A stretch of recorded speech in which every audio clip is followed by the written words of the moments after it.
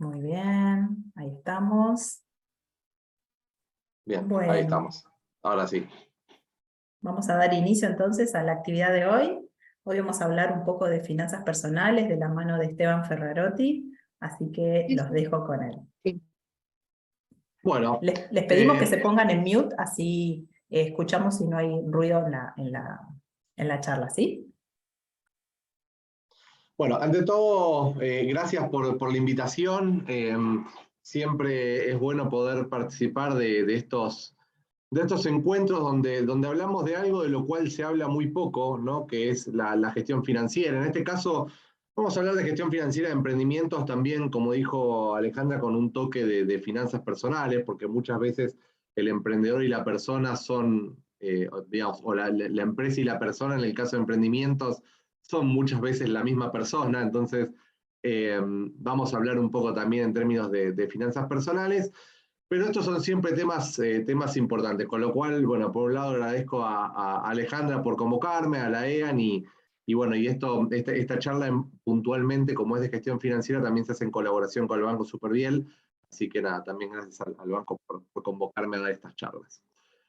Y esta charla la vamos a dar desde dos perspectivas, porque yo siempre digo que más allá digamos, de que a uno le pueden enseñar determinadas herramientas y determinadas cuestiones, si uno no tiene el seteo mental o lo que se llama el mindset, ¿no? Esto de la forma de pensar correcta, no importa las herramientas que tenga, no va a tener éxito, ¿no? Es decir, esto es como si, no sé, a alguien que no sabe nada de trabajos manuales le dan un martillo, ¿no? Por más de que le den un martillo, si no le enseñan a pensar como piensa un carpintero, lo más probable es que se termine rompiendo un dedo o haciendo un desastre. Entonces, vamos a hablar tanto de herramientas puntuales, vamos a ver herramientas puntuales para la gestión financiera, pero también vamos a hablar un poco de mindset, ¿sí? Es decir, del seteo mental que tiene que tener una persona eh, que quiera gestionar tanto sus propias finanzas como las de su emprendimiento, ¿no? ¿Cómo empezamos? Bueno, todo empieza por un objetivo, ¿sí? Y esto es un punto muy importante, ¿no? O sea, no existe llegar a ningún lado si no tengo un objetivo al cual tengo que llegar, ¿no? Es decir, si yo voy a gestionar mi dinero sin ningún objetivo, lo más probable es que no logre nada porque no tengo nada que lograr, ¿no? Esto es como en la vida, ¿no? Si uno empieza, no sé, a estudiar una carrera universitaria y la verdad es que no sabe bien por qué está estudiando, lo más probable es que abandone. Si uno empieza a ahorrar y no sabe para qué está ahorrando, lo más probable es que se termine gastando la plata en cualquier cosa. Con esto es lo mismo, ¿no? O sea, todo empieza por un objetivo. Entonces, yo tengo que tener un objetivo, si tengo que pensar qué es lo que quiero lograr para mi emprendimiento o qué es lo que quiero lograr para mi vida, si estuviésemos hablando digamos, de finanzas personales, ¿no? Entonces, todo empieza por un objetivo y a partir de ese objetivo yo voy a definir las herramientas, ¿no? Y cuando hablamos de herramienta hablamos de qué es lo que tengo, ¿no? Porque una cosa es lo que quiero lograr y otra cosa es lo que tengo para lograrlo. Entonces, fíjense que acá yo lo marco como un círculo, ¿no? ¿Por qué? Porque si lo que yo quiero lograr no es posible con lo que tengo, entonces probablemente me tenga que replantear un poco qué es lo que quiero lograr, ¿no? Es decir, las finanzas al lado de otras, digamos, o en relación a otras actividades que uno realiza dentro de una empresa es mucho más pragmática, mucho más numérica, es decir, no me permite soñar tanto, ¿no? En el sentido de que si yo tengo las herramientas lo voy a lograr, si yo no las tengo no lo voy a lograr, ¿no? Entonces, estos objetivos tienen que estar en concordancia con las herramientas que yo tenga, ¿sí? Ahora vamos a ver algunas, sabiendo que cuantas más herramientas tenga, puedo aspirar a objetivos más elevados, ¿sí? Es decir, si yo administro mi negocio sin ningún tipo de software de gestión, sin ningún tipo de conocimiento, sin ningún tipo de herramientas, sin nada, sin mirar los precios que cobro, sin calcular mis costos, sin hacer nada, lo más probable es que pueda aspirar a objetivos de muy poco monta, ¿no? O sea, objetivos muy básicos, como puede ser, por ejemplo, sobrevivir, ¿no? Mientras que si yo tengo herramientas y tengo un software de gestión que me da datos y empiezo a tomar decisiones más inteligentes e incorporo herramientas, e incorporo más herramientas de cobro a través del banco, incorporo, digamos, y sumo herramientas, entonces puedo aspirar a objetivos más altos. Entonces, esta concordancia entre objetivos y herramientas es lo primero que yo tengo que evaluar, ¿no? Tengo que evaluar qué quiero lograr y tengo que evaluar qué herramientas tengo para lograrlo, ¿sí? Entonces, ¿cuáles podrían ser mis objetivos o qué podría ser un objetivo? Bueno, digamos, acá puse algunos ejemplos, pero en realidad cuando uno se pone un objetivo, uno tiene que tratar de poner un objetivo eh, lo más puntual posible, ¿no? Esto en Estados Unidos se le llaman SMART, ¿no? O sea, el concepto de objetivos SMART. Voy a abrirme acá una pizarra. Una pizarra es un paint, pero vale, sirve como pizarra, ¿no? El concepto de SMART, ¿no? Que es una filosofía o una forma que tienen en Estados Unidos de setear objetivos. Esto significa específico, ¿no? Specific, o sea, específico, medible, alcanzable, realista y en un tiempo determinado, ¿no? Digamos, con un tiempo determinado, ¿no? Entonces, estos factores de la especificidad, la medición, que sea un objetivo alcanzable, que sea realista, que tenga un tiempo determinado, hace que de alguna forma yo moldee mis objetivos, ¿sí? Entonces, ¿por qué es importante moldear correctamente estos objetivos? Porque si yo simplemente digo, bueno, quiero crecer, ¿no? Quiero crecer. Bueno, crecer, si yo vendo un peso más, ya crecí. Ahora, si yo vendo un peso más con un 100% de inflación, ¿realmente crecí? Y no. Entonces, ojo con los seteos de los objetivos. Uno tiene que tratar de ser claro en un objetivo, ¿no? Por ejemplo, empezar un nuevo emprendimiento, abrir un nuevo local o sucursal en tal momento del año, abrir un nuevo sucursal en enero del año que viene, abrir un nuevo canal de ventas, abrir el canal digital de ventas para mediados de este año, crecer un determinado porcentaje de las ventas, aumentar mi cantidad vendida un 15%, ¿sí? Es decir, tengo que tener objetivos concretos. De vuelta, estos son algunos ejemplos. También podría haber ejemplos para su vida personal, ¿no? Irme de vacaciones a la Polinesia en el verano, no sé, digamos, yo podría tener objetivos personales, cambiar el auto para fines del año próximo, mudarme a una casa más grande, ¿no? O sea, así como existen objetivos de negocio, también existen objetivos personales, ¿no? ¿Y qué herramientas son las que tengo que evaluar para ver si estos objetivos tienen sentido? Bueno, básicamente tengo que evaluar tres cosas, ¿no? Primero, mi red de socios y mi capital, ¿sí? Esto es, capital es la cantidad de plata que tengo y socios es, cuando hablamos de socios, podemos hablar tanto de socios reales, es decir, alguien con quien yo me asocio y es literalmente dueño de la mitad de la empresa conmigo, pero también podemos hablar de socios comerciales, ¿no? Redes de contactos, socios estratégicos, ¿no? Personas con las cuales yo puedo generar una alianza y esa alianza me puede dar, digamos, un empuje, ¿no? Entonces, socios y capital, ¿no? O sea, plata y socios, las herramientas que tienen que ver con los bancos y acá no puse fintech, pero tranquilamente podrían entrar dentro de lo que es banco, Mercado Pago, no sé, digamos, Ualá y todo ese tipo de empresas que son bancos digitales. ¿Por qué pongo al banco como una herramienta? Nosotros en Argentina estamos acostumbrados a pensar que la bancarización es un error, ¿no? Es como que muchas veces tendemos a creer que la bancarización es un error, pero la bancarización tiene dos o tres grandes ventajas. La primera es que hoy por hoy nosotros tenemos un contexto en el cual las tasas son astronómicas porque la inflación es muy alta y es muy difícil sacar un crédito, pero la realidad es que en algún momento la situación del país se va a regularizar, es decir, ya sea porque llegue alguien capaz o porque el propio tiempo y la propia crisis haga que se resetee la economía, pero en algún momento, digamos, el país va a volver a la normalidad, ¿no? Ha pasado a lo largo del tiempo, ¿no? Después de la crisis del 80 y pico, vinieron los 90 con un sistema bancario que prestaba dinero a tasas bajísimas, etc., ¿no? Entonces, así como están estos ciclos, ¿no? Los bancos en ciclos donde el país está bien y donde el país crece y donde las tasas de interés son bajas, etcétera, son un gran motor de crecimiento, ¿sí? El tema es que para poder acceder a todos esos beneficios de estar bancarizado, uno tiene que estar bancarizado durante un largo tiempo. Entonces, yo siempre recomiendo la bancarización, ¿no? Después uno puede debatir qué tan bancarizado, y eso es algo, es una charla que cada uno tendrá que tener con su contador respecto de, bueno, qué tan bancarizado hay que estar, qué tanto en efectivo, qué tanto bancarizado, bueno. Pero la realidad es que estar bancarizado trae varios beneficios, ¿no? Más allá de alguna desventaja que pueda tener, ¿no? Y una pregunta que siempre me hacen acá es, bueno, ¿qué me conviene? ¿Un banco o Mercado Pago? Bueno, a ver, la realidad es que hace un tiempo atrás la fintech, que es como se le llaman a todos estos bancos digitales, la fintech es como que habían logrado obtener 3 o 4 grandes ventajas con respecto al banco, ¿no? Una de ellas era que eran más ágiles, o sea, todo se podía hacer por internet.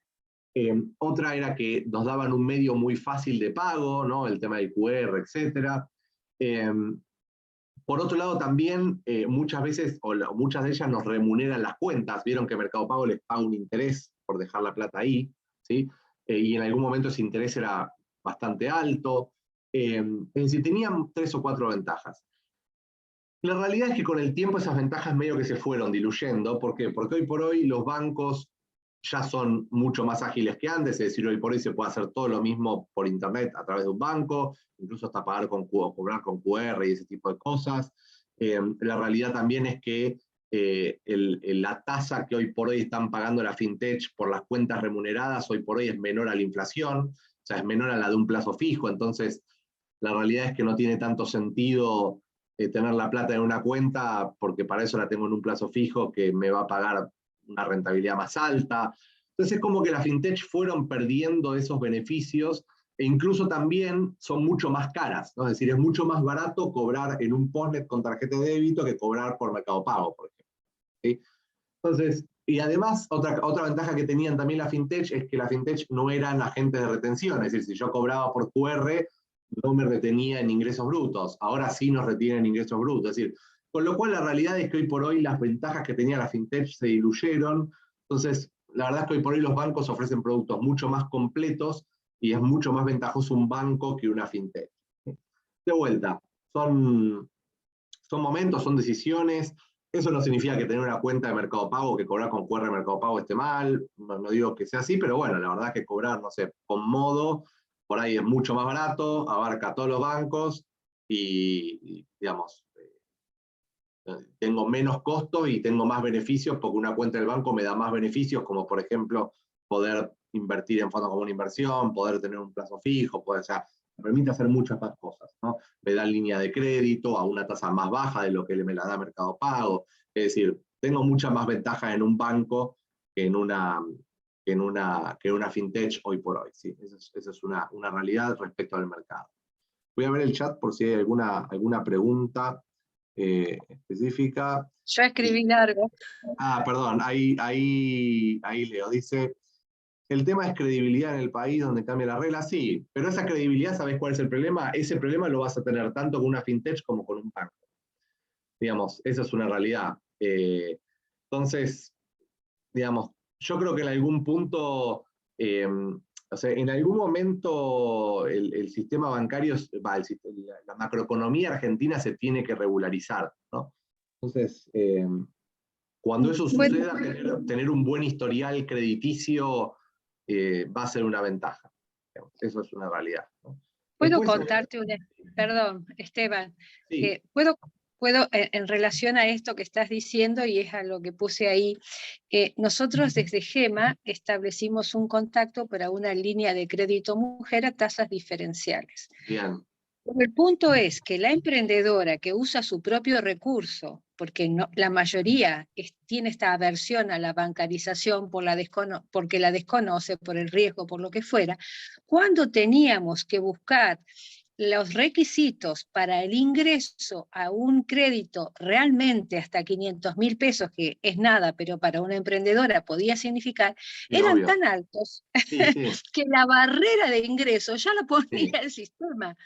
Entonces, eso quizás no está coordinado con la realidad del emprendedurismo. Entiendo que los riesgos del que presta el dinero, pero eso nos ha venido pasando con las emprendedoras. Sí, Yo no sé si del otro lado esto lo tienen, seguramente lo tienen estudiado, pero ir a un tercero para que sea la garantía de un crédito de más de 500.000 pesos era entrar en un sistema también de mayor interés, porque sí, la obvio. tasa, si era del 22 y le tenías que pagar a la que te generaba el seguro del Sí, riesgo obvio. bancario, en 22 la tasa era del 42. Sí, Entonces obvio. nosotros decíamos, pero ¿cómo es? ¿No? Perdón, pero esto pasó el año pasado con los créditos dirigidos a mujer y está bueno que lo charlemos porque por ahí también hay un planteo de políticas, ¿no? De crédito. Yo sé que hoy la tasa... No, obviamente, a ver, la realidad es que hoy por hoy el sistema bancario también depende mucho de lo que haga el Estado, porque las tasas de los bancos están reguladas en gran parte por el Estado. Entonces, digamos, la verdad es que hoy por hoy la situación para tomar un crédito es muy difícil. Aún así hay que tener en cuenta ciertas cosas, porque por ejemplo, uno a veces cae en la de, no sé, por ejemplo, me tengo que comprar, no sé, un televisor para poner en el local. ¿Y qué hago? Voy a Mercado Libre y busco en Mercado Libre que algo lo venden en cuotas sin interés. Pero ojo con esas cosas, porque tampoco existen las cuotas sin interés de Mercado Libre, ¿no? Si uno agarra el mismo producto y lo busca en Mercado Libre, el mismo producto con y sin cuotas, sale el 50% menos por ahí. Entonces, digamos, la realidad es que el sistema de créditos en Argentina es caro en todos los sentidos, ¿no? Es caro en el sistema bancario, es caro en la tarjeta de crédito, es caro en Mercado Pago, es caro en todos lados. Entonces, digamos, el acceso obviamente que está más limitado. Pero aún así la bancarización tiene otros beneficios, como por ejemplo, si yo algún día estoy muy apretado para pagarle a un proveedor y el proveedor me acepta cheque, yo le puedo emitir un cheque, por ejemplo, que si yo no estuviese bancarizado no podría hacerlo, ¿no? Entonces, digamos, hay ciertas ventajas aún en este descalabro macroeconómico que tenemos, hay ciertas ventajas de estar bancarizado. Yo por eso, yo sigo recomendando la bancarización, por más de todos estos problemas, porque de vuelta, además, en algún momento Argentina se va a regularizar y tener, digamos, cuando Argentina se regularice, tener un historial de crédito, un historial de uso de los bancos, un historial va a ofrecer ciertas ventajas. ¿Sí? Además hay otro tema más importante con eso, y tiene que ver con el hecho de el dinero que yo puedo gastar. O sea, y esto es una realidad. Si yo facturo, o sea, si yo no facturo, perdón, si yo vendo todo en negro, lo más probable es que si el día de mañana yo me quiero comprar un auto, me quiero comprar algo y no puedo hacerlo porque no puedo demostrar los ingresos que supuestamente tengo para poder comprar eso. Y estar bancarizado también es otra herramienta para demostrar ingresos. Cuando yo estoy bancarizado, tengo la demostración clara de los ingresos en el movimiento de mi cuenta bancaria. Entonces, sigue habiendo, aún en este descalabro macroeconómico, que de vuelta, en algún momento, porque sean, digamos, por propia operancia de los políticos, si en algún momento algunos se ponen las pilas, o por el propio reseteo de la economía, como pasó en los 90, en algún momento, digamos, se va a volver a una normalidad bancaria. Entonces, más que nada tiene que ver con eso mi recomendación. También de que el banco es una herramienta más, ¿no? Uno mediante el banco puede emitir un cheque, puede tener un punto de cobro más, entonces puede cobrar también a través de un banco, ofreciéndole al cliente un medio de pago más, sobre todo hoy por hoy, sobre todo en las generaciones más jóvenes que hoy por hoy están prácticamente dejando de usar el efectivo, ¿no? Las generaciones más jóvenes hoy prácticamente ya no usan efectivo, es todo QR, aplicación, ya ni siquiera usan tarjeta de débito.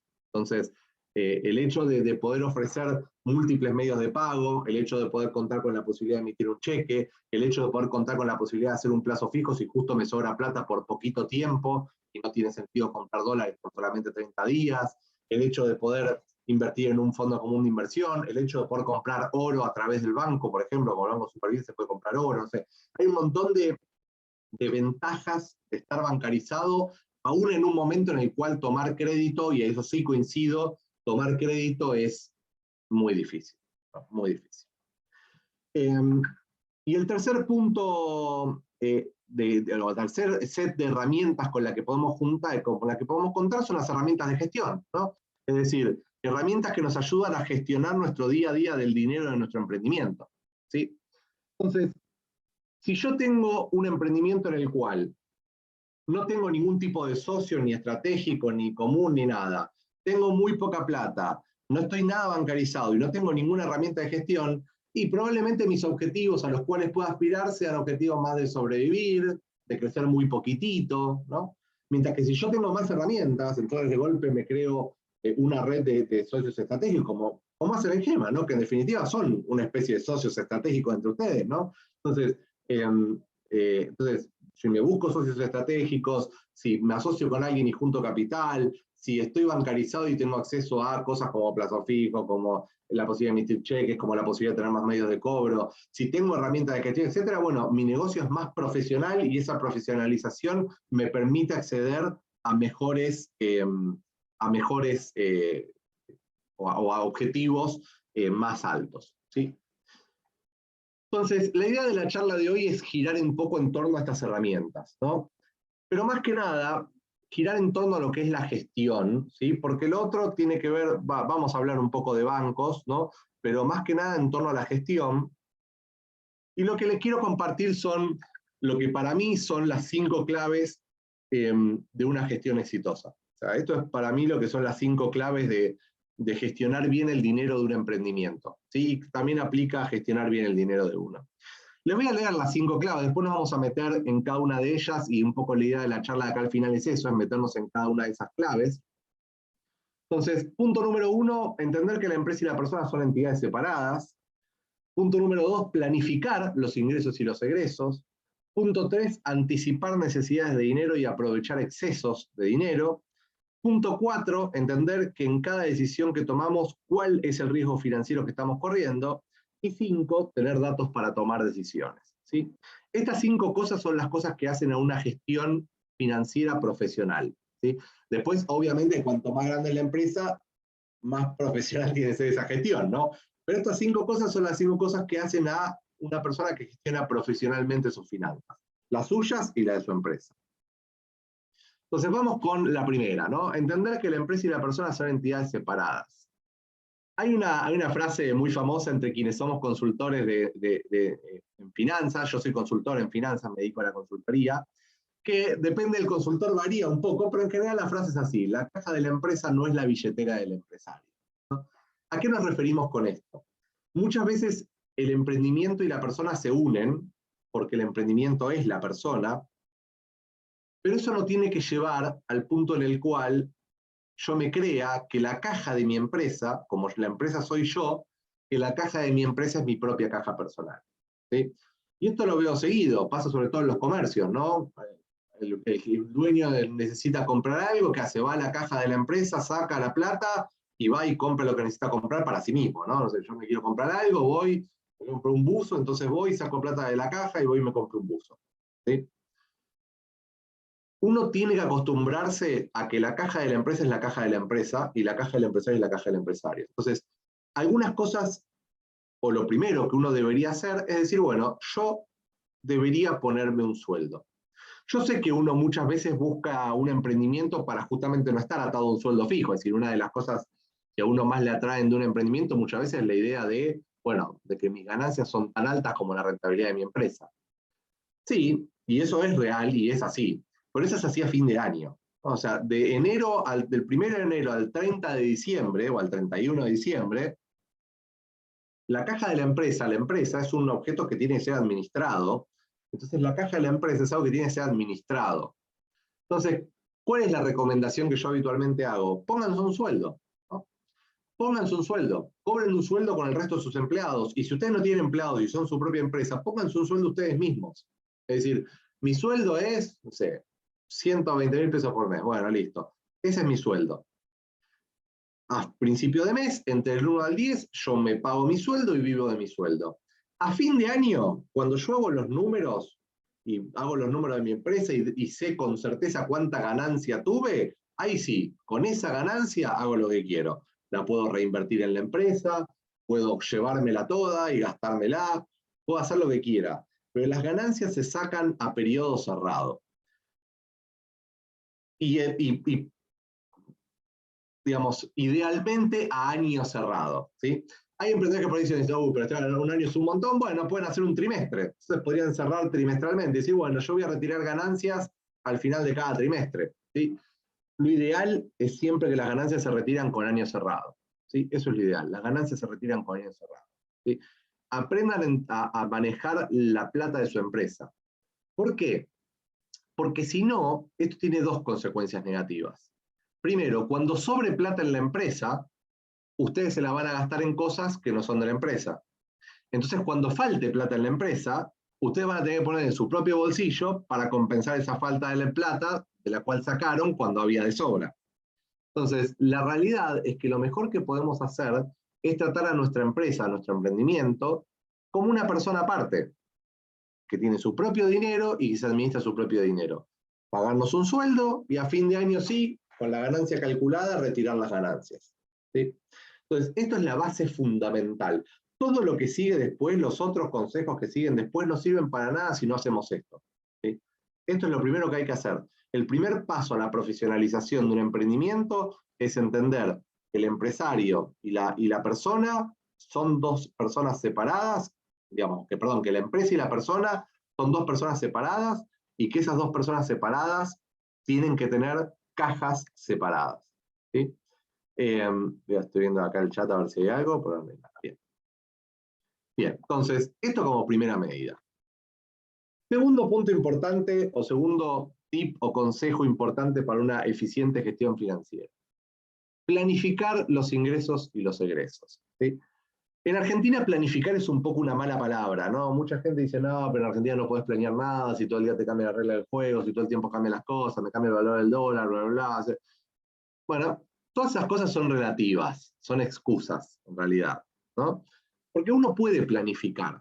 Después lo que tiene que hacer, obviamente, es ir ajustando el plan, ¿no? Es decir, a ver, ¿a qué me refiero con planificar los ingresos y egresos? Bueno, a este ejemplo que puse acá. Decir, bueno, a ver, mes a mes, ¿cuánta plata me va a ingresar? ¿Cuánta plata voy a gastar? ¿Qué impuestos voy a pagar? ¿Cuánto me va a quedar de dinero neto? ¿Sí? ¿Cuánto me va a quedar de dinero neto? Entonces, esta planificación financiera, que no tiene que ser algo súper complejo, simplemente pensar y decir, che, a ver, ¿de dónde me ingresa dinero todos los meses? Y de las ventas, de esto y de esto. ¿Y de dónde sale plata todos los meses? Y de esto, esto, esto, esto. Bueno, todos esos egresos, planificarlos. Todos esos ingresos, planificarlos. Y después ir ajustando, obvio. Si en el medio del camino yo me doy cuenta que, por ejemplo, yo pensé que iba a cobrar 1.500 pesos y cobré 1.300, bueno, entonces ir ajustando los meses que siguen, ¿no? Si yo pensé que iba a gastar 600 y la inflación fue más alta de lo que yo pensaba y terminé gastando 700, bueno, ajustar lo que sigue, ¿no? Digamos, eso es un ejercicio de todos los meses ver cómo me fue. O sea, planeé algo, hubo un resultado, analizo ese resultado contra el plan y modifico hacia adelante, ¿no? Digamos, es decir, ese proceso tiene que repetirse, digamos, a lo largo de lo que sería el proceso de planificación y los meses que yo haya planificado. Pero ¿por qué es importante planificar? Miremos este ejemplo. ¿Qué pasa? En esta empresa, por ejemplo, ¿no? Yo tengo meses donde, por ejemplo, si vamos acá el flujo neto, yo tengo meses donde da positivo, por ejemplo, el primer mes gano 170, el segundo mes gano 610, el tercer mes gano 340, pero el cuarto mes tengo una pérdida de 130. Si yo no planifico nada, entonces, ¿qué es lo que voy a hacer? Bueno, acá voy a sacar los 170, me lo voy a gastar, voy a sacar los 610, me lo voy a gastar, voy a sacar los 390, me lo voy a gastar, y cuando llegue este mes, no voy a tener para pagar. O sea, me va a faltar plata. En cambio, si yo hago una planificación y puedo saber de antemano que dentro de 4 meses me va a faltar plata, entonces yo puedo administrar esta plata que voy ganando para que cuando me falte plata tenga que compensarla. Buenas tardes. Perdón, hay un micrófono abierto. Ahí está. Siguen hablando. Perdón, creo que hay un micrófono abierto. ¿Ah? ¿Puede ser? Ajá. Mara, por favor, ¿podrás cerrar tu micrófono? Vos la podés silenciar, Esteban, yo no puedo. A ver, déjame ver de dónde hago esto. Te posicionás ahí en la Ah, sí, acá está, perdón. Listo. Sí, ahora después de última se silenciará. Bien. Entonces, la planificación financiera es fundamental para poder lograr esto, ¿sí? Sin planificación, yo en el mes 4 me hubiese agarrado la cabeza. De hecho, hubiese salido a pedir plata prestada a cualquier tasa de interés. En cambio, si yo lo sé de antemano, puedo o guardar plata, o ya puedo ir hablando con los proveedores para decirle, che, mirá que dentro de 4 meses, los productos que te voy a comprar, en vez de pagártelos en el mes 4, te los voy a pagar en el mes 5. O sea, esa sola compra te la voy a pagar a 30 días. Y lo voy hablando con mis proveedores 4 meses de anticipación, ¿sí? Entonces, en finanzas, cuando uno puede anticipar los ingresos y los egresos, uno puede anticipar los momentos que sobra plata y los momentos que falta plata. Lo cual también es importante, porque si hay un momento en el que sobra plata, yo podría invertir esta plata. Entonces, por ejemplo, yo estos 170 pesos, de acá podría, por ejemplo, agarrarme mi sueldo, por suponer, me agarro 100 de mi sueldo, y los 70 pesos los puedo invertir tranquilo, sabiendo que hasta el mes 4 no los voy a necesitar. Entonces puedo transformar esos 70 pesos en más plata todavía, ¿sí? Entonces, si yo logro abstraerme de la caja de la empresa, es decir, separar la caja de la persona de la empresa y armar un buen plan de ingresos y egresos, una buena planificación, entonces yo voy a lograr una mejor eficiencia en mi negocio. Voy a empezar a hacer que la plata trabaje por mí cuando yo no la necesito.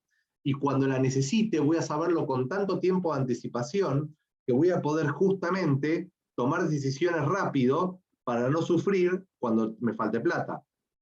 Entonces, el segundo tip, que es planificar los ingresos y los egresos, es fundamental para una administración financiera profesional, ¿sí? No hay forma de administrar profesionalmente una empresa sin planificación, ¿sí? O sea, es fundamental, ¿sí? De vuelta, yo sé que en la Argentina es difícil para planificar, porque esto me lo dicen mucho en este tipo de charlas. Y, pero Esteban, vos sabés que planificar es re difícil porque la inflación no sabes cuánto va a ser el mes que viene y el dólar cambia todo el tiempo. Y sí, eso obviamente que sí, desde ya que sí. Uno va a hacer una estimación. Y es más, si yo estuviese, por ejemplo, en un país, qué sé yo, como Suecia, que es mucho más estable, probablemente sería más fácil planificar que si yo estuviera en Argentina. Sí, lógico, ¿no? En Argentina planificar es mucho más difícil. Pero eso no significa que no lo pueda hacer. Yo lo puedo hacer igual y después ir ajustando, ¿no? Incluso hasta podría ajustar cada 15 días, ir ajustando mi presupuesto, ¿sí? Entonces voy viendo cómo va evolucionando la cosa a medida que yo la voy ajustando. Pero no dejen de planificar, que la incertidumbre y los problemas del país no les impidan planificar. Además, planificar es un proceso que toma tiempo de aprendizaje. ¿A qué me refiero con esto? Lo más probable es que la primera planificación que hagan le erren por un montón, porque no están acostumbradas a planificar. Ahora, la segunda planificación que hagan, y le van a errar por un poco menos, porque ya aprendieron de la primera. Y la tercera vez que planifiquen, le van a errar un poco menos, porque ya aprendieron de las otras dos.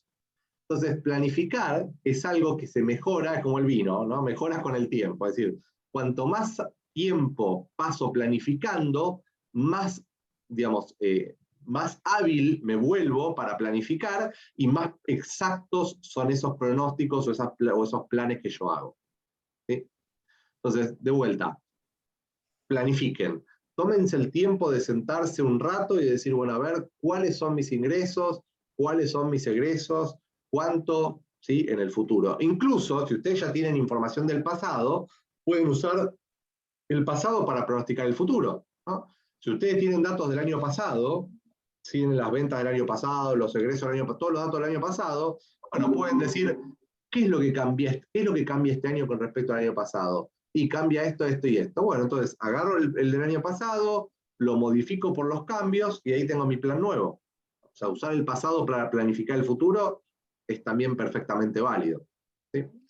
Entonces, sí. Perdón. Hay negocios que tienen también su ciclo, Obvio, ¿no? Que sí.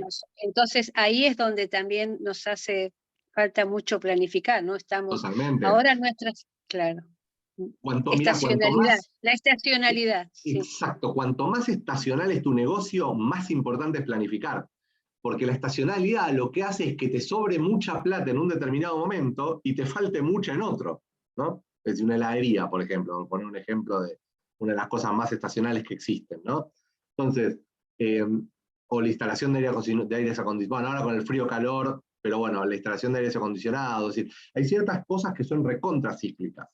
Entonces, cuanto más estacional es mi negocio, más necesario es la planificación. Más necesaria es la planificación.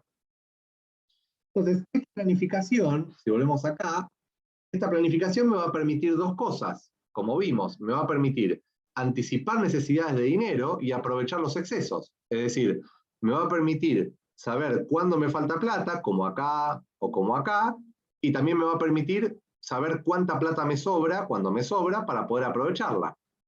Entonces, ¿qué puedo hacer cuando sé que va a haber necesidad de dinero? Es decir, ¿cómo anticipo las necesidades de dinero? Bueno, entonces, si la planificación de ingresos y egresos es exitosa, se puede anticipar, ¿no?, cuando habrá necesidad de dinero. Entonces, ¿qué cosas puedo hacer si sé que me va a faltar plata? Bueno, uno, negociar con proveedores, ¿no? Hablar con los proveedores en temprano, como decíamos, hablar con los proveedores y decirle, che, mirá, estos meses yo te pago en efectivo, pero en el mes de abril es mi peor mes, y yo en abril necesito pagarte a 30 días. Bueno, si tenemos una confianza con el proveedor y el proveedor confía en nosotros y la verdad es que venimos teniendo una buena relación y siempre le pagamos a tiempo, bueno, por ahí si lo acordamos con 4 meses de anticipación, bueno, podemos lograr una negociación. Entonces, negociamos con nuestro proveedor y extendemos el pago. Usar cheques, ¿no? Esto es el tema de la bancarización, ¿no? Usar cheques o e-checks, ¿no? Que el e-check es el cheque electrónico, ¿no? Es lo mismo que el cheque en mano, digamos, manual, pero electrónico. La verdad que hoy por hoy todos los bancos tienen e-check, el Superviel también lo tiene, digamos, todos los bancos tienen e-check. Entonces, bueno, nada, el e-check es una buena alternativa, ¿no?, para pagarle a un proveedor que por ahí me dice, mira, no tengo problema en que sea 30 días, pero dame algo, dame un documento, algo, para saber que me vas a pagar. Bueno, te doy un cheque a 30 días. Listo, perfecto. A veces también podría usar las tarjetas de crédito. Entonces, ¿qué pasa? Si yo tengo algunos gastos que sé que los puedo pagar con tarjeta de crédito, la luz, el gas, etcétera, entonces, ¿qué puedo hacer? Bueno, en estos meses primero voy vaciando la tarjeta de crédito, trato de no usarla, y en este mes lo uso lo más posible. Total, en un pago no tengo ningún recargo, en una cuota nunca tengo ningún recargo, entonces algunos pagos de acá los paso a este otro mes, ¿sí?, a través del uso de tarjetas de crédito. Y bueno, y eventualmente también a veces puede ser crédito bancario, sobre todo cuando hay meses muy duros como el aguinaldo, si por ahí viene medio mal el negocio y tengo para aguinaldos. A ver, es la forma por ahí menos recomendable de financiarse, ¿no? La verdad que la negociación con proveedores, el uso de cheques o el crédito tal vez son más convenientes por un tema de la tasa de interés, pero bueno, hay veces que el monto es demasiado grande y no me queda otra que tomar un crédito bancario, ¿no? Digamos, a veces esa es la realidad y bueno, nada, hay que hacerlo. Un punto importante de los créditos bancarios es, ojo con la tasa, porque a veces uno ve y dice, bueno, la tasa, no sé, me termina dando 120%. Sí, la tasa puede ser 120%, pero si hay un 100% de inflación, entonces en realidad la tasa es del 20%, ¿no? Digamos, siempre tenemos que pensar en esas cosas. O sea, cuando uno piense en la tasa que te cobra el banco, uno tiene que pensar en lo que se llama la tasa real. ¿Qué es la tasa real? La tasa que me están cobrando menos la inflación, ¿no? Entonces, si a mí el banco de costo financiero total, efectivo anual, me cobra 120%, pero la inflación es del 100%, bueno, en realidad el banco me está cobrando un 20%, ¿no? Y parte de esas cuotas que yo voy a ir pagando se me van a ir diluyendo porque yo voy a ir aumentando los precios conforme aumenta la inflación. Entonces, digamos, esa cuota que hoy me es más pesada, en el futuro, si es una cuota fija, en el futuro me va a ser más livianita, ¿no? Entonces, ese tipo de cosas yo las tengo que tener en cuenta y de hecho, digamos, las puedo simular, ¿no? O sea, yo podría agarrar mi planificación y decir, che, ¿qué pasa si yo acá estos 130 los financio con un crédito bancario en 6 pagos? Bueno, entonces pongo acá el crédito y simulo las cuotas del crédito y pongo los 6 pagos. ¿Cómo me afectaría a mi flujo de fondos eso? ¿No? Porque si son cuotas fijas, y mi ingreso es variable, porque yo los precios los aumento con la inflación, cada vez esa cuota me va a pesar menos. Entonces hay que ver si realmente no me conviene tomar un crédito. ¿Sí? Digamos, de vuelta, son cosas que hay que analizar, ¿no? Son cosas que hay que analizar y son parte de un proceso de profesionalización, ¿no?, de la gestión de las finanzas. Pero así como me puede faltar dinero, también me puede sobrar dinero, ¿no? Es decir, por ejemplo, si vemos acá este ejemplo que traíamos, hay meses donde me sobra dinero, ¿no? Entonces yo podría invertir ese dinero, ¿no? Yo podría invertir ese dinero excedente, ¿no? Consulta a un analista financiero. Claro, consultar a un analista financiero, exactamente, ¿no? Pero a ver, yo puedo invertir esos excedentes, ¿no? Y acá, digamos, yo siempre digo, digamos, yo siempre trato de clasificar las inversiones como en tres tipos de riesgo, ¿no? Inversiones de bajo riesgo. En general, las inversiones típicas del sistema bancario son de bajo riesgo, no sé, el plazo fijo UVA, comprar dólar oficial, ¿no? Al turista, $200. Estas transacciones son súper seguras. La realidad es que hoy por hoy, a ver, si bien yo obviamente nunca voy a poner en el fuego por nadie, hoy por hoy el sistema bancario no tiene las mismas condiciones que tenía en el 2001, es decir, digamos, pese a que Argentina está viviendo una crisis, el sistema bancario está mucho más sólido de lo que estaba en el año 2001, con lo cual la posibilidad de un corralito, de este tipo de cosas, no, sobre todo un corralito en pesos, como pasó en el año 2001, es poco probable. Entonces, la realidad es que hoy por hoy las inversiones dentro del sistema bancario son inversiones digamos, de bajo riesgo, ¿no? Pero además de las inversiones típicas, como el plazo fijo UVA o el dólar oficial, yo también tengo otras cosas dando vueltas por ahí, ¿no? Ahora las vamos a nombrar y voy a nombrar brevemente de qué se trata cada una, pero después muchas de estas cosas son cosas que ustedes pueden averiguar con su agente de cuentas, porque son cosas que todos los bancos manejan, ¿no?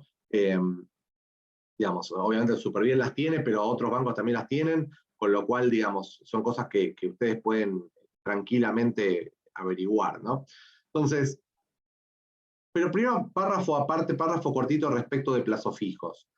Hoy por hoy los plazos fijos están yendo a un punto, digamos, un punto en el cual se busca que las tasas sean positivas. ¿Qué significa eso? Que de a poco las tasas están subiendo para tratar de ganarle a la inflación.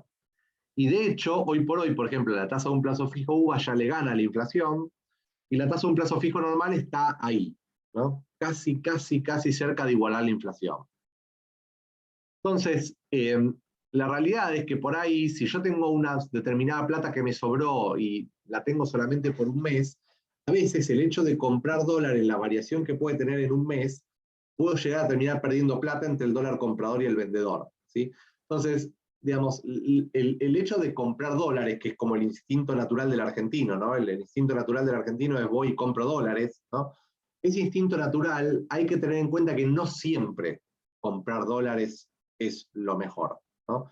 De hecho, les digo más, hasta la salida de Guzmán del gobierno, hasta ese punto, que no fue hace tanto, los plazos fijos UVA le venían ganando al dólar. Es decir, poniendo plata en un plazo fijo UVA se sacaba más rentabilidad que comprando dólares, ¿no? Y no fue hasta hace mucho, fue en agosto esto, si no me acuerdo mal, ¿sí? Entonces, durante los 8 primeros meses del año, la tasa en pesos le ganó a la rentabilidad del dólar. Entonces, y además el dólar tiene mucha inflación, porque hoy por hoy Estados Unidos está perdiendo su valor al 8% anual, con lo cual, digamos, entonces hay que pensar un poco antes de hacer el primer instinto de comprar dólar. Entonces, a veces si es por poco tiempo y yo necesito esos pesos el mes que viene, porque simplemente por un par de días, y por ahí me conviene hacer un plazo fijo y no me conviene comprar dólares, ¿sí? Entonces, digamos, son cosas que hay que analizar. No siempre hay que ir a la fácil que es comprar dólares, ¿no? Sino que hay que analizar un poco, incluso muchas veces hasta preguntarle a la gente de cuenta del banco, ¿no? Decirle, che, mira, me sobra esta plata durante estos días, ¿qué hago? A veces ellos nos pueden asesorar. ¿Qué otras cosas hay dando vueltas dentro del sistema, digamos, dentro de lo que uno puede invertir? Bueno, fondos comunes de inversión y fideicomisos financieros y dólar MEP. Estos son tres productos que están dentro de lo que se llama el mercado de capitales, lo que habitualmente conocemos como la bolsa, ¿no? La bolsa de comercio, ¿no? El famoso Wall Street, solo que en Buenos Aires, ¿no? La bolsa de comercio. Son tres tipos de inversión que están en el mercado de capitales, pero que los bancos muchas veces los venden. ¿Qué son estas tres cosas? Bueno, el dólar MEP es la posibilidad de comprar dólares en forma libre e ilimitada a través del mercado de capitales. Hoy por hoy el dólar MEP está más o menos 300 pesos, ¿no? Para que se den una idea de cuánto vale. Pero bueno, si yo tengo ingresos en blanco y me sirve en el sentido de tener blanqueada esa compra de dólares, porque después esos dólares, por ejemplo, los voy a usar para viajar, bueno, por ahí me conviene comprar dólar MEP. ¿Sí? Lo puedo hacer a través del banco, no tengo que ir a un agente de bolsa ni nada de eso. Estos tres productos en general los venden, muchos bancos los venden, ¿sí?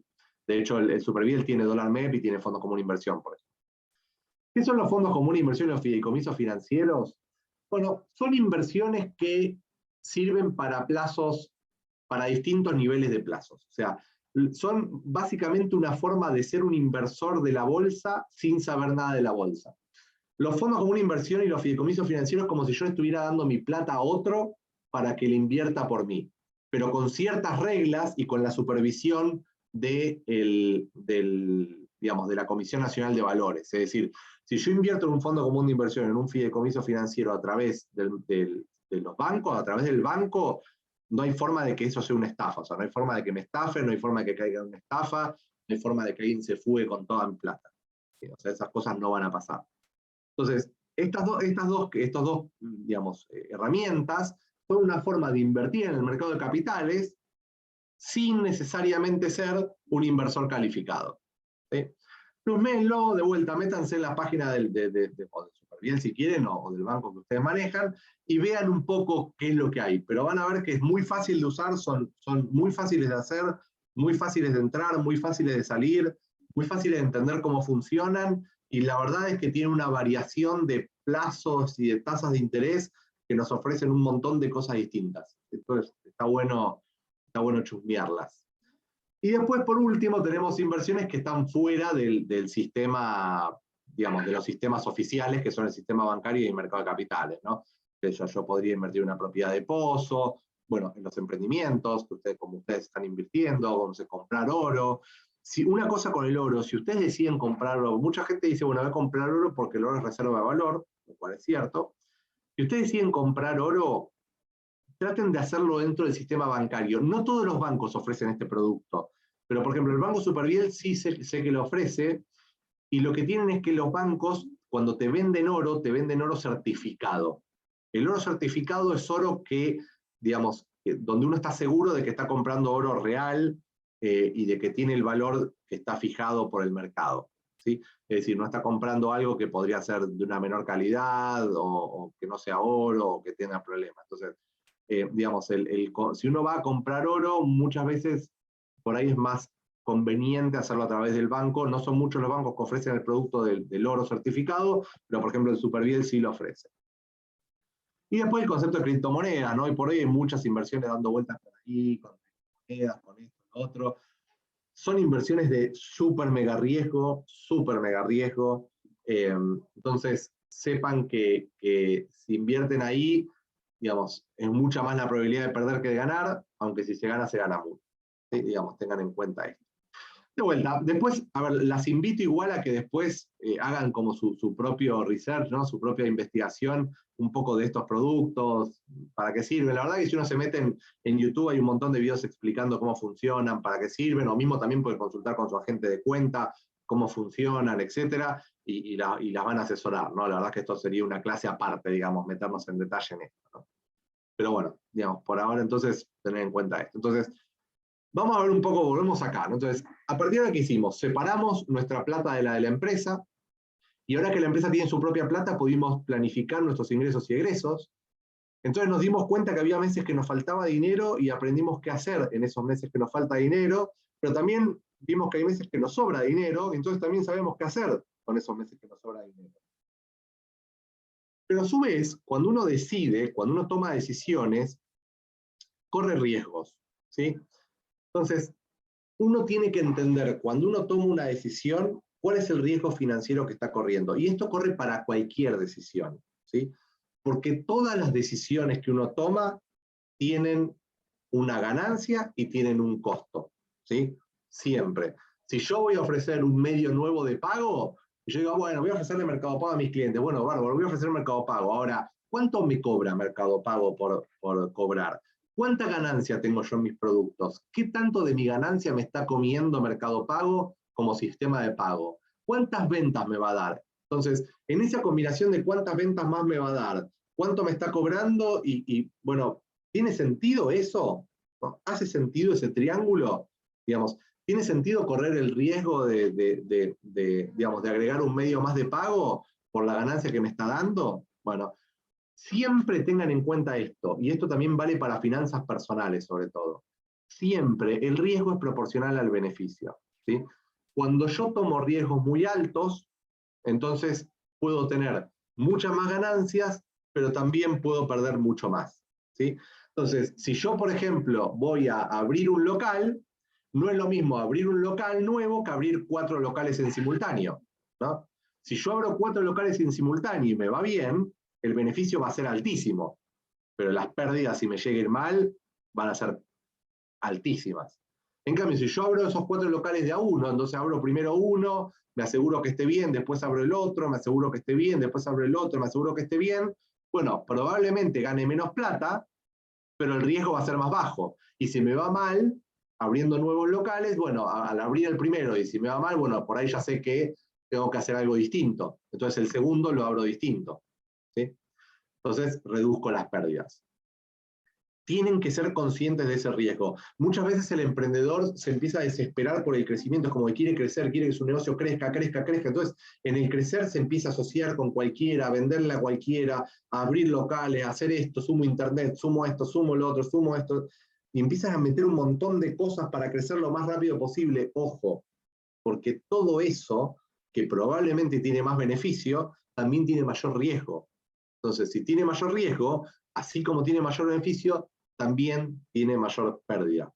Es una frase de Milton Friedman, es un economista muy famoso, ¿no? Que dice, no existe tal cosa como un almuerzo gratis. ¿A qué se refiere con esto? Bueno, si alguien te invita a comer, por algo es, ¿no? O sea, digamos, eso es un poco lo que está diciendo, ¿no?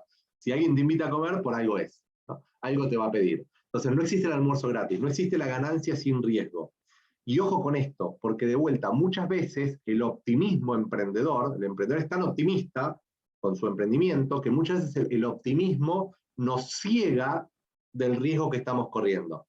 Entonces, cuando analizamos, cuando tomamos decisiones, tenemos que tomar decisiones pensadas, analizadas, con números, poner en números la decisión que estoy tomando, armar modelado financiero, hacer planificación de ingresos y egresos con las decisiones que estoy tomando, ver cómo me va a ir, tratar de ser objetivo al momento de hacer esos cálculos, al momento de hacer ese análisis, ¿sí? Entendiendo siempre el riesgo financiero que estamos corriendo, ¿sí? Pero para eso, para tomar decisiones y entender el riesgo que estamos corriendo, necesito datos, ¿no? Es decir, no hay decisión sin información, ¿no? Una decisión que se toma sin información es una decisión al azar, ¿no? Digamos, yo he visto un montón de emprendedores tomar decisiones sin información. No sé, che, voy a abrir un local acá. ¿Por qué? Y porque me ofrecieron este local y está bueno y bueno, la quiero abrir. ¿Y qué información tenés para abrir este local? No, ninguna. No sé, ¿conocés el barrio? Más o menos. Vive mi tío por acá cerca. ¿Hiciste un estudio de mercado? ¿Te fijaste cómo es este barrio? ¿Te fijaste cuál es el costo del alquiler y cómo ese costo va a repercutir en tu estructura actual? ¿Te fijaste cuánto tiempo este local va a tardar en darte ganancias? Porque mientras tanto lo vas a tener que mantener con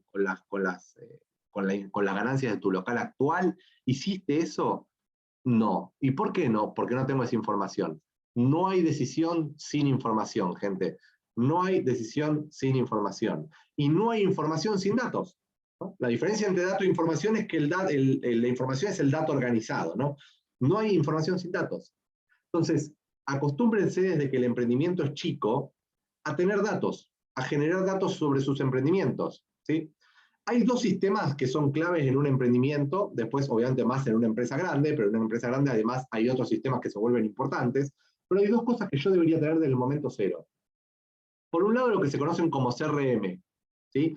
Estos básicamente son, digamos, sistemas para gerenciar clientes, datos sobre nuestros clientes. ¿Cuánto compra cada uno de los clientes? ¿Dónde vive? ¿Qué es lo que hace? ¿Qué nivel tiene? ¿Qué nivel socioeconómico? ¿Cuánto compró el mes pasado? Todas esas cosas son claves. ¿Por qué? Cuanto más datos tengo sobre mis clientes, más conozco a mi clientela, más sé por qué la gente me compra. ¿Por qué alguien me compra? ¿Por qué la gente me compra? ¿Me compra porque le queda cerca de la casa? ¿Me compra porque la calidad que tengo es buena? ¿Me compra porque soy barato? ¿Por qué me compra la gente? Bueno, teniendo datos sobre mis clientes y sobre mis ventas, puedo entender eso. Y es fundamental saber por qué me están comprando. Y después, el segundo sistema clave es lo que se llama un ERP, ¿sí? O un ERP. Un ERP es básicamente un sistema que gestiona, o para lo que tiene que ver con la gestión y las finanzas, ¿sí? A ver, lo que muchos emprendedores me dicen es, che, Esteban, pero ¿sabes cuál es el problema? Que todas estas cosas son caras, tener un sistema es caro, y es un problema, porque tengo que tener la compu a mano, y esto y lo otro. Bueno, esa era ya terminó, ¿no? La era del software caro se terminó. Hoy por hoy hay un montón de apps y software gratuitos que son realmente muy, muy buenos para gestionar. Yo les recomiendo estos dos, ¿sí? Hay uno que lo he usado personalmente y otro que me lo han recomendado varios colegas, ¿sí? Que yo nunca tuve la oportunidad de usarlo, porque la verdad que siempre usé Odoo y con mis clientes siempre les recomiendo Odoo, pero este es otro que hay varios colegas que lo usan y que tengo entendido que es muy bueno. Lo malo de este segundo es que solo está en inglés, ¿sí? Mientras que el primero está en castellano. Perdón, que dice, yo compro Chef en Libertad, no declaro y se paga muy bien, en Libertad es real, no es menor calidad, difícil en Argentina acomodar todo esto que contás. Bueno, a ver, sí, respecto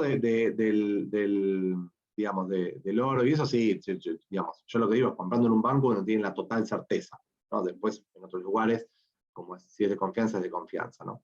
Y después dice, difícil en Argentina acomodar todo esto que contás. El concepto de dificultad está asociado al tiempo que yo le pongo, ¿no? Es decir, digamos, hay un dicho que dice cualquier inútil resuelve hasta el problema más difícil con tiempo infinito, ¿no? Esto más que nada lo que dice este refrán no tiene que ver con el hecho de si yo tengo mucho tiempo, o si yo le pongo algo mucho tiempo, tarde o temprano lo termino resolviendo. Ahora esto es lo mismo, ¿no?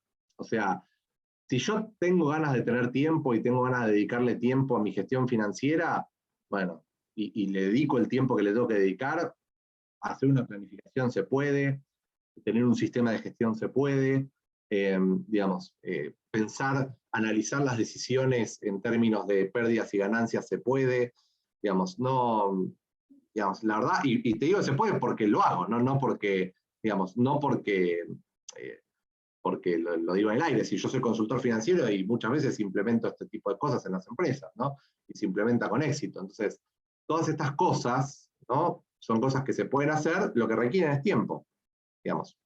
Es así, requiere de tiempo, ¿sí? Volviendo un poco a esto de los software, y con esto ya cerramos, yo les recomiendo Odoo. Odoo es un software que lo que tiene es, voy a salir de acá, ERP Next lo que tiene de malo es que está en inglés, por eso yo no lo recomiendo con mis clientes, no lo uso. Odoo está en español, este es ERP Next, este es Odoo. Odoo está en español y fíjense todo lo que me permite hacer gratis. O sea, Odoo tiene un módulo de finanzas para llevar adelante la contabilidad, etcétera, un módulo de recursos humanos, un CRM, un módulo para administrar sitios web, un módulo para administrar inventario, un módulo para administrar redes sociales, o sea, tiene de todo, y todo esto está interconectado, o sea, cuando yo voy poniendo datos, todos los datos se van interconectando entre sí. Incluso hasta tiene una aplicación en el celular, por ejemplo, para que cuando yo vendo algo, cargo la venta en el teléfono y se me carga automáticamente en el sistema, y me hace la registración contable de esa venta que yo hice. Es decir, es recontra completo, es gratis, porque es free source, sí tiene ciertos productos, ciertas cosas que si uno las quiere tener, tiene que pagar, pero digamos, la administración general es gratis, ¿no? O sea, digamos, es como que en general la mayoría de las cosas son gratis, salvo algunas cuestiones muy puntuales bueno, que sí son pagas, ¿no? Pero bueno, nada, eso para que lo tengan en cuenta.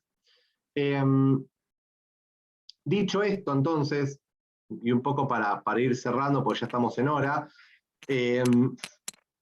a ver, yo lo que les quiero dejar es un poco esta conclusión que dije recién con el tema del tiempo, ¿no?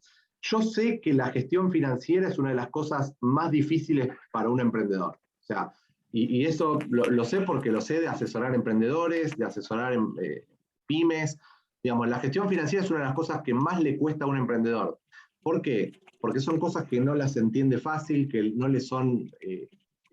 digamos, que no le son del día a día, ¿no? El emprendedor conoce de su proveedor, de su proceso de fabricación, de cómo venderle al cliente, esas cosas las tiene clarísimas, pero temas de bancos, inversiones, gestión, sistemas de gestión, análisis de los riesgos, son todas cosas que no son del día a día, que uno no las tiene incorporadas.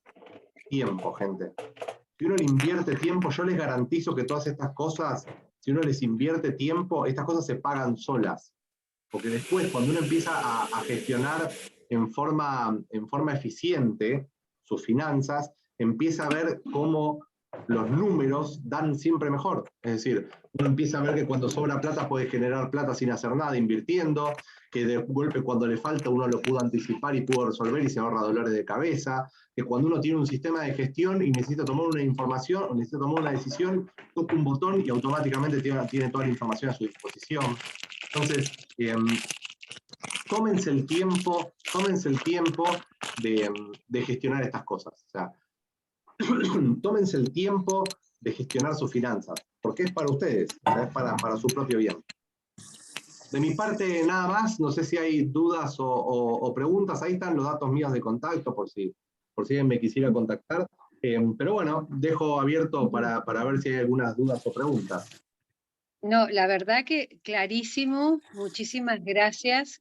Yo no sé si las chicas quieren hacer alguna pregunta, Esteban, pero Yo tengo acá el realmente chat y estoy leyendo. nos sentimos tan identificada con lo que acabas de decir, y realmente yo digo que una empresaria nace de un emprendedor. Y el que Obvio. aprende a ser empresaria tiene que manejar todo esto. Y a veces tenemos éxitos con el emprendimiento, pero este manejo de la gestión financiera, porque quizás ya atravesamos esa etapa del inicio, ¿qué hacer con el dinero? ¿Cómo administrar el dinero? Sin el conocimiento es muy difícil. Obvio. Así que te agradecemos porque a mí me resultó muy interesante y creo que desde GEMA, que justamente trabajamos en darle información a la emprendedora, bueno, sabe que estas herramientas están y las puede gestionar. Inclusive hay herramientas gratuitas como la que Sí, acabas obvio. de decir, que es Odoo, es fantástico. Claro. Sí, sí. Y te digo más, hay información gratuita. Es decir, si uno se mete en YouTube, puede encontrar tranquilamente cómo funciona un fondo común de inversión. O sea, hoy por hoy el mundo nos da un montón de cosas gratis, que antes el mundo no nos daba. O sea, cuando uno emprendía hace 20, 30 años atrás, no tenía todas estas herramientas, no tenía todo esto, ¿no? Sí. Y hoy por hoy el mundo nos ofrece un montón de cosas gratuitas. Entonces, la verdad es que, por eso mi consejo es, tómense el tiempo, porque un emprendimiento se puede administrar en forma rudimentaria, una empresa no. Entonces, si el emprendimiento crece a empresa, tarde o temprano la necesidad de hacer todo esto llega. O sea, tarde o temprano esto pasa de ser un lujo o una ventaja a una necesidad. Y cuando llega una necesidad, mi empresa es tan grande que es más difícil implementar todo esto. Porque siempre es más difícil, siempre es más fácil implementar algo en algo chico que en algo grande. Entonces yo siempre recomiendo tener buenas prácticas de finanzas en el momento cero. Es mi máxima recomendación, siempre. A veces no es cuestión de decir tuvo suerte, sino aprendió a gestionar. Tal cual, Totalmente. Totalmente. Bueno, chicas, ¿alguna pregunta? Diamela, Lola Valpardo, María.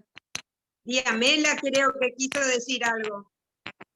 Diamela, vos habías levantado la mano. No, hola, buenas tardes a todos. Había puesto el icono de los aplausos porque estuvo muy claro. Y bueno, realmente que yo, por ejemplo, soy del interior, soy de Córdoba, y en las ciudades más chicas también yo te escuchaba vos enumerar todas las posibilidades, ¿no?, que tenemos. Por ejemplo, en las ciudades más chicas, como en el caso nuestro, que somos de Arroyito, tenemos muchas mutuales, ¿no? Sí. Muchas cooperativas. Sí. Entonces son otro tipo de entidades en donde al pensarlo el emprendimiento dentro, ¿no?, de la sociedad y en su crecimiento y demás, también podés proyectar dentro de estas instituciones porque te generan muchos beneficios. Obvio. Entonces, y además bueno, el asociativismo, es decir, la capacidad de asociarse es fundamental.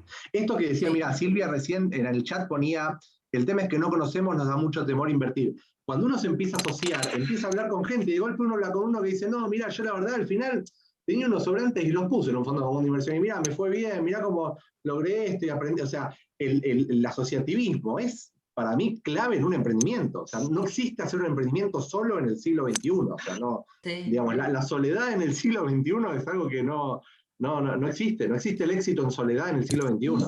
No, de hecho es ahora, digamos, la cultura organizacional que se tiene que instalar y es donde se están capacitando a todas las empresas para que puedan trabajar, digamos, yo por ejemplo, acá en Arroyito estamos haciendo un diplomado en desarrollo sostenible, en donde están participando todas las instituciones.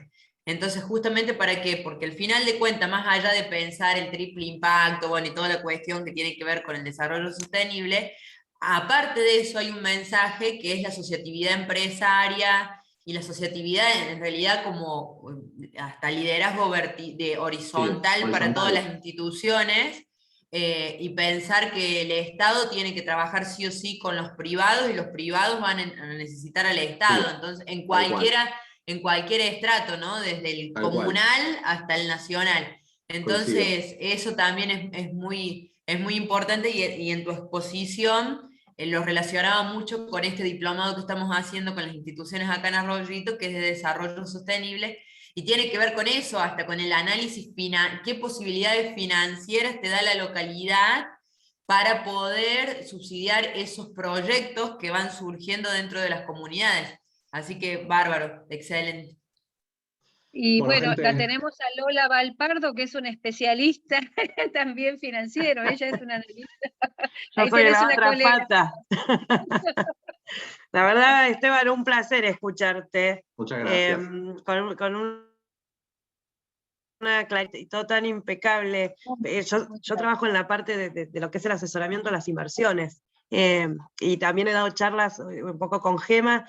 Y para mí es como importante que entendamos que esto que decís vos, que lo difícil que es, o lo difícil que parece el tema financiero, y que en realidad lo hacemos todos los días, desde casa, desde que tomamos las decisiones de lo que vamos a comprar, es sacarle un poquito el miedo y hacernos. Sí, tomarse el tiempo de hacerlo. Dinero, nos guste, no nos guste, suene feo, es el motor de todo negocio, o sea, es lo que hace funcionar en la máquina. Entonces, cuanto mayor claridad tengamos en esos números, mejores decisiones vas a tomar. Es lo que decías vos tan claramente, ¿no? La verdad que un placer la charla. Total. Bueno, muchas gracias. Gente, lo que sí, perdón, pero me tengo que ir ahora porque tengo que irme a dar otra clase. Mil disculpas, pero tengo que ir a tomarle examen a mis alumnos, así que nada. Gracias, Esteban. Gracias por tu a tiempo. Gracias por invitarme a ustedes. Bueno, un placer. chao. Gracias. Chao, chao. Hasta luego. Chao, chao.